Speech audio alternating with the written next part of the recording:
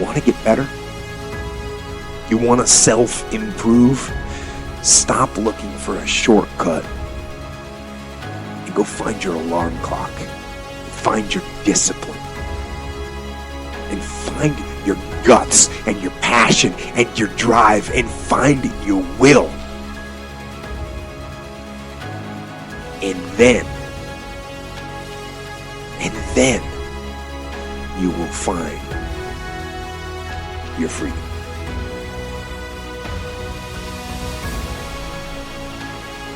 They looked at the most successful men and women of the world, and they found that they had like 7-8 things in common. And one of the things they all had in common was a routine. They are obsessed with their routine. I got up the other day like at 3 o'clock in the morning, and I woke up and I was just walking around I'm so tired. I said, I'm tired. My body said, you're not tired. I said, well, why would you say I'm not tired? He said, because you woke up without an alarm clock. You woke yourself up. So if you were tired, your body wouldn't let you get up. If you were tired, your body would make you sleep till 6. What's your motivation? You gotta ask, what drives it?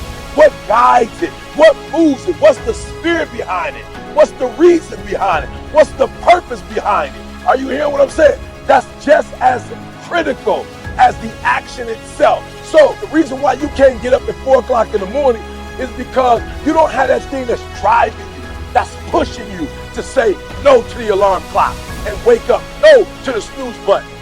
The first step is the hardest one. Doesn't matter how big that step is, or more important, how small that step is. You gotta do something. You gotta move in the right direction. You are the machine, and you can control the machine. And people ask me, how do I get tougher? Be tougher. They ask me, how can I wake up earlier in the morning? The answer is, wake up earlier in the morning. How can I work out consistently every single day? Work out consistently every single day. How can I stop from eating sugar? Stop eating sugar. You have that ability. You just have to assert it. You have to decide that you're going to be in control and that you are going to do what you want to do. Weakness doesn't get a vote. Laziness, they don't get a vote. Sadness, no vote. Frustration, no vote. Negativity, you don't get a vote. I don't even give my temper a vote. So the next time that you're feeling weak, or you're feeling lazy, or you're feeling soft, or you're feeling emotional, tell them that they don't get a vote. Tell them you are declaring martial law on your mind. You're declaring mind control. And impose what you want on your brain. Impose the discipline and the power and the positivity and the will. And use that mind control to move your life where you want it to be. It's the things I always say. Get stronger, faster, smarter, quicker, friendlier, more helpful, more driven. Don't let your mind control you. Control your mind. A lot of people out there are constantly trying to improve themselves by looking for the one change. The one change, right? The one change in their life that's gonna make their dreams come true. It isn't one thing. And it isn't 10 things. And it isn't 100 things. It isn't a quick path, and there are no shortcuts. Getting better isn't a hack or a trick or a one change that you need to make. Getting better is a campaign. It's a campaign. It's a daily, a weekly, it's an hourly fight an incessant fight that doesn't stop against weakness and against temptation and against laziness. It's a campaign of discipline. It's a campaign of hard work and dedication. It's waking up early and going to bed late and grinding out every second in between. Every single day. So a few years ago, I used to work on an ambulance, and we pull up to some horrific car accidents, and we had to assess the scene, and we had this golden hour. That golden hour is very important. We had to get people loaded in the ambulance and get in the hospital.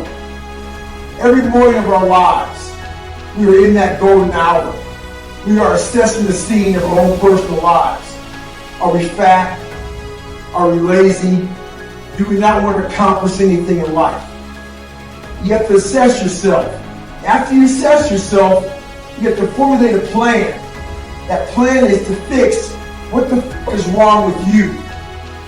If you don't do that in life, you will continue just to lay there and die and rot away.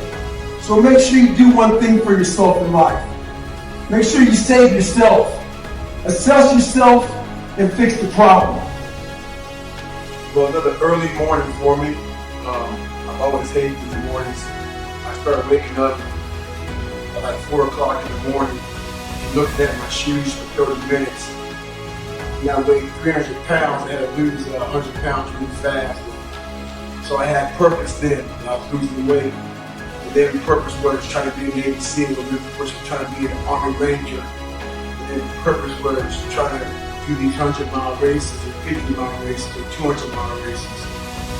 And I often struggle sometimes in the morning to get up this early to find purpose, to continue doing this. My purpose in life now is attitude. I want to start the day off. I still hate it. I want to start the day off with the right attitude. I don't want life to come at me. I want to make sure that I'm physically trained for it. We all need a mission.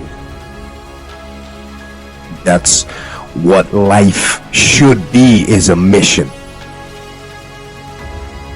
That's what gives your life purpose and focus and drive and ultimately satisfaction. Now, that mission can be the job you work at. It can be providing for your family, or it can be getting better at jiu-jitsu, or stronger at Olympic lifting, or starting a business that you want to grow and build and take over the world. And sometimes people ask me what to do if they don't know what their mission is or what their mission should be. And I tell them, if they're in that situation, go help someone. Go help someone else. Make that your mission. Because that will make you better. And it'll make the world better. And eventually from that, you'll see what your mission is.